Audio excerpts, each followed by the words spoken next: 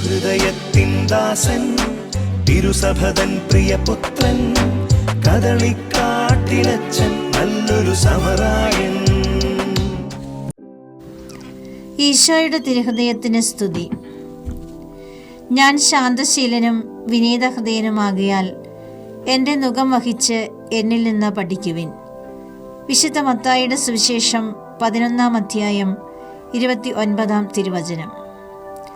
ഭക്തനും വിനീതനും ശാന്തനുമായ ഒരു നല്ല വൈദികൻ. കദളിക്കാട്ടിൽ അച്ഛനെ പറ്റി സമകാലീനരായ വ്യക്തികളുടെ അഭിപ്രായം. സംസാരത്തിലും പെരുമാറ്റത്തിലും പ്രവർത്തനങ്ങളിലുമെല്ലാം അദ്ദേഹം വിനീതനായിരുന്നു. പിതൃഹിതം നിറവേറ്റുന്ന ഒരു പുത്രന്റെ വിനീത മനോഭാവമാണ് അച്ഛൻ എല്ലായിടത്തും പ്രകടമാക്കിയത്. തൻ്റെ സ്വതസിദ്ധമായ വിനയഭാവം മൂലം എല്ലാ പ്രതിസന്ധികളെയും വിഷമങ്ങളെയും ക്ഷമാപൂർണമായി തരണം ചെയ്യുന്നതിനും എല്ലാ എതിർപ്പുകളെയും ശാന്തതയോടെ നേരിടുന്നതിനും കദളിക്കാട്ടിലച്ഛന് കഴിഞ്ഞിരുന്നു.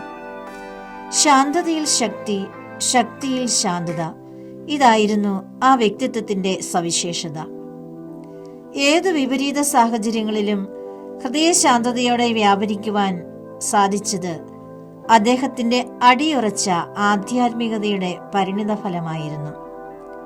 ദൈവം സ്നേഹപിതാവും താൻ അവിടുത്തെ അനുഗ്രഹങ്ങളാൽ സമ്പന്നനാക്കപ്പെട്ട വത്സല തനയനുമാണ് എന്ന കൃതജ്ഞതാനിർഭരമായ അവബോധത്തിൽ വിനയാന്വിതനായി കർമ്മനിരതനായ ആ പുണ്യപിതാവിനെ പോലെ ശാന്തതയും വിനയവും നമ്മുടെയും മുഖമുദ്രയാക്കാം.